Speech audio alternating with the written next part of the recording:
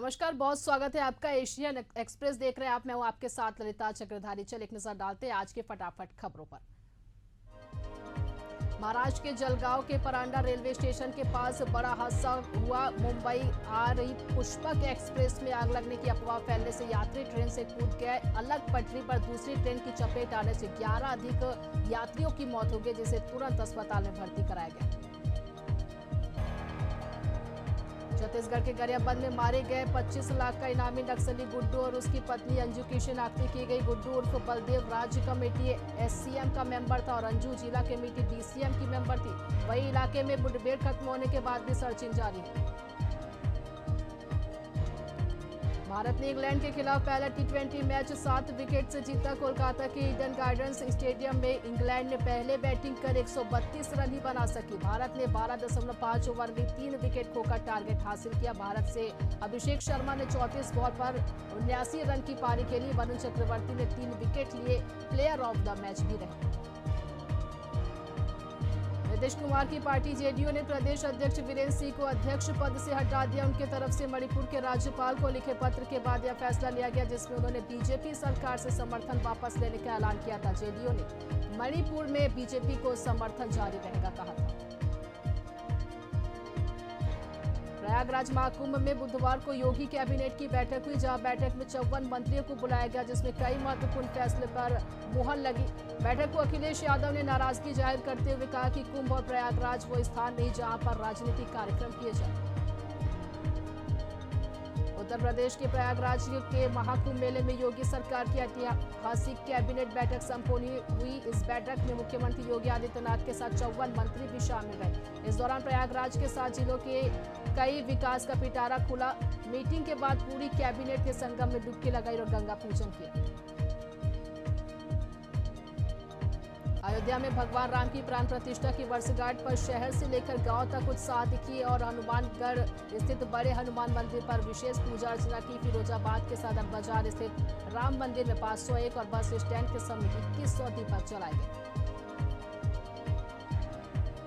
बीजापुर में बुधवार को जवानों ने नक्सलियों के ट्रेनिंग कैंप पर कब्जा कर ध्वस्त कर दिया। वहीं दूसरी तरफ बीजापुर में 2 जवानों ने आईडी को बरामद किया है। दोनों आईडी 5-5 किलो की बताए जा रहे हैं। आईडी की जानकारी मिलने के बाद मौके पर बीडीएस टीम ने पहुंचकर आईडी को डिफ्यूज किया।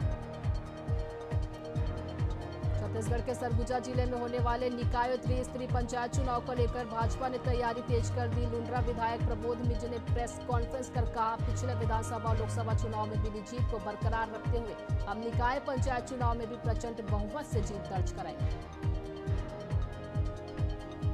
छत्तीसगढ़ के गरियाबंद के भालू डिग्गी जंगल में कुल 27 नक्सलियों के मारे गए, जिसमें 14 नक्सलियों के शव बरामद किए गए। सभी शव को मेकाहारा स्थित मोर्चरी में पोस्टमार्टम के लिए लाया गया।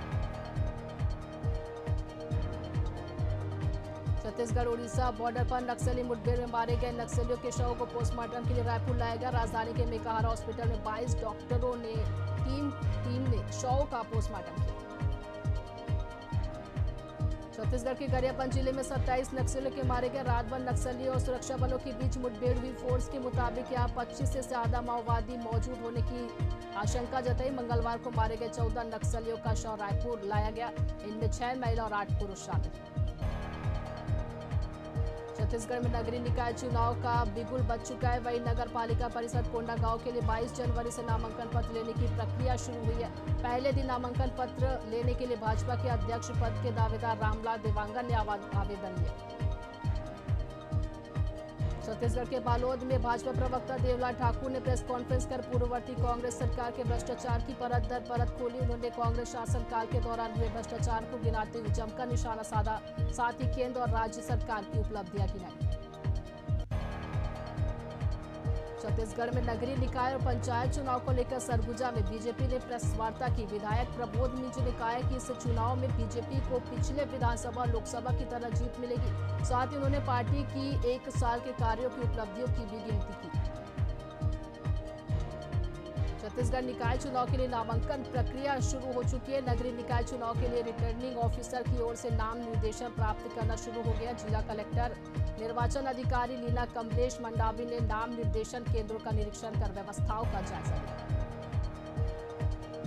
छत्तीसगढ़ के राजनांदगांव में नगरीय निकाय और पंचायत चुनाव की घोषणा के साथ प्रत्याशियों की दावेदारी सामने आने लगी। कांग्रेस और भाजपा के दावेदार लगातार जिला कार्यालय में अपनी दावेदारी पेश कर रहे। इसी बीच कांग्रेस कार्यालय में 10 कार्यकर्ताओं ने अपनी दावेदारी पेश की।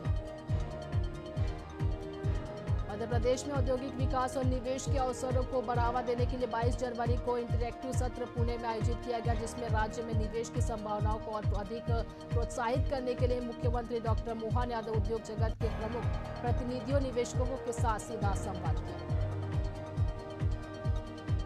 प्रयागराज महाकुंभ में योगी सरकार की कैबिनेट बैठक की गई, जिसमें 54 मंत्री शामिल हुए। बैठक में प्रदेश को कई सौगात देने वाली योजनाओं और प्रस्तावों को मंजूरी दी गई।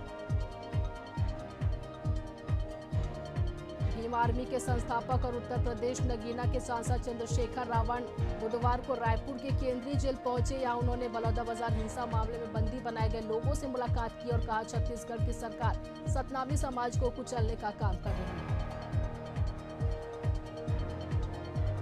बुरहानपुर में लोकमाता देवी अहिल्याबाई होलकर की 300वीं जन्म शताब्दी के उपलक्ष्य में भव्य नाट्य मंचन की तैयारी पूरी की गई, जिसका जायजा लेने विश्व मांगल्य सभा की संभागीय संयोजक जयश्री पाटिल प्रशासनिक अधिकारियों के साथ पहुंची।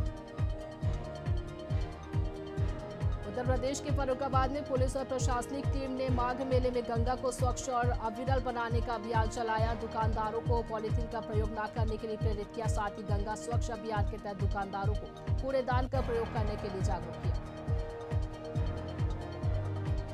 कासगंज में समाजवादी पार्टी के कार्यकर्ताओं ने महंत राजू दास की ओर से मुलायम सिंह यादव के खिलाफ की गई अभद्र टिप्पणी का जोरदार विरोध किया। बड़ी संख्या में पार्टी कार्यकर्ता एसपी कार्यालय पहुंचे। कार्यकर्ताओं ने कासगंज जिले की एसपी को शिकायत पत्र सौंपते हुए महंत राजू दास के खिलाफ एफआईआर दर्ज करने और कानूनी कार्रवाई की मांग की। राजिम में कुंभ कल्प की तैयारियों को लेकर रायपुर कमिश्नर ने सभी संबंधित अधिकारी कर्मचारी के साथ केंद्रीय टास्क फोर्स की बैठक की, जिसमें मेले के क्षेत्र की सुरक्षा व्यवस्था, यातायात प्रबंधन, स्वच्छता, स्वास्थ्य सेवाएं और अन्य बुनियादी सुविधाओं पर चर्चा की। मध्य प्रदेश एनएसयूआई अध्यक्ष आशुतोष चौकसे ने पुलिस कमिश्नर को ज्ञापन सौंपा। संगठन का आरोप है कि विश्वविद्यालय के लोकपाल सरकारी पद पर रहते हुए राहुल गांधी और धार्मिक मुद्दे पर भड़काऊ पोस्ट कर रहे हैं, जिसके विरोध में ज्ञापन सौंपकर एनएसयूआई के लोकपाल के खिलाफ कार्रवाई की मांग की गई। मुरादाबाद के तराई किसान यूनियन के कार्यकर्ताओं ने कई मांगों को लेकर उप जिलाधिकारी को ज्ञापन सौंपा। उन्होंने बताया कि क्षेत्र में आवारा गौवंशों का आतंक खत्म होने का नाम नहीं ले रहा और किसानों की फसलों को नुकसान पहुंचाने के साथ आए दिन किसानों पर हमला भी कर रहे हैं। रीवा की करौंदी ग्राम पंचायत में निर्माण कार्यों में हुए भ्रष्टाचार का मूल्यांकन करने वाले सब इंजीनियर ने कमीशन बढ़ा दिए। सरपंच ने सब इंजीनियर की शिकायत लोकायुक्त से की है। उप पुलिस अधीक्षक प्रमेंद्र सिंह ने बताया कि पंचायत में चल रहे निर्माण कार्यों का मूल्यांकन करने के बदले में महिला सरपंच से 1,42,000 रुपए की मांग की गई थी। भिलाई में आगामी निकाय चुनाव को लेकर जिला पुलिस अधीक्षक ने सभी थाना और चौकी प्रभारियों की बैठक ली। बैठक में एसपी ने गुंडा बदमाशों के खिलाफ कार्रवाई करने का आदेश दिया और दुर्ग एसपी ने जिले भर में चेकिंग प्वाइंट बनाने का आदेश दिया। जांजगीर चांपा कलतरा क्षेत्र के बनाहिल गांव के सैकड़ों ग्रामीणों ने पानी की समस्या को लेकर चक्का जाम कर दिया। चक्का जाम की सूचना के बाद मौके पर कलतरा एसडीएम, तहसीलदार और नायब तहसीलदार मौके पर पहुंचे, जिसके बाद पेयजल की वैकल्पिक व्यवस्था के आश्वासन के बाद जाकर मामला शांत हुआ। उत्तर प्रदेश के सहारनपुर में हरपाली गांव की बुजुर्ग महिला ने जिलाधिकारी को ज्ञापन सौंपकर मदद की गुहार लगाई है। बुजुर्ग का कहना है कि दुकान के सामने लगे बिजली खंभे से लोगों में डर का माहौल है, जिसकी वजह से उनका व्यापार प्रभावित हो रहा है। मध्य प्रदेश के बैतूल शहर में प्रशासनिक अमले के द्वारा अवैध अतिक्रमण हटाने की मुहिम चलाई जा रही है। इस दौरान शहर के विनोशा वार्ड में अतिक्रमण हटाने गए तहसीलदार सीएमओ के साथ एक परिवार की जमकर बहस हुई। देखते देखते शासकीय अमले के साथ बहस अभद्रता और झूमा झटकी तक पहुंच गया। मध्य प्रदेश के बुरहानपुर जिले में सलाई और धावरा गोंद निकालवाने के मुद्दे पर आदिवासी मजदूरों ने कलेक्टर से शिकायत की। कहा, कुछ लोग मुंह पर कपड़ा बांधकर केमिकल की सहायता से गोंद निकालते, जिससे उनके रोजगार पर खतरा मंडरा रहा है। अयोध्या में प्राण प्रतिष्ठा के 1 साल पूरा होने के अवसर पर जागृत हिंदू मंच ने भोपाल के शीतल दास की बगिया पर भगवान राम का दूध से अभिषेक किया। इस दौरान जागृत हिंदू मंच के संरक्षक और बीजेपी प्रदेश प्रवक्ता डॉक्टर दुर्गेश केसवानी और संयोजक सुनील कुमार जैन मौजूद रहे। छत्तीसगढ़ की मुंगेली पुलिस ने 24 घंटे के अंदर 6 लाख की लूट के वारदात का पर्दाफाश किया। मामले में पुलिस ने राइस मिल के मुनीम शुभम ठाकुर और साथी महावीर सोनी को गिरफ्तार किया। उत्तर प्रदेश के गोंडा में अवैध अतिक्रमण और सरकारी जमीन पर कब्जे के खिलाफ प्रशासन का बुलडोजर चला। जहां डीएम के निर्देश पर पूर्वी पटेल नगर क्षेत्र में प्रशासन और नगर पालिका ने अवैध अतिक्रमण को कब्जा मुक्त कर दिया। इस कार्रवाई के दौरान जिला प्रशासन और नगर पालिका के कई अधिकारी मौजूद रहे। मध्य प्रदेश के सिंगरौली जिले में महिला एवं बाल विकास विभाग और जिला प्रशासन की मिलीभगत से सरकारी धन के दुरुपयोग का चौंकाने वाला मामला सामने आया। जिले के 1500 आंगनबाड़ियों के लिए खरीदी गई सामान्य वस्तुओं की कीमतों की कई गुना बढ़ाकर 4 करोड़ 98 लाख रुपए में खरीदा गया।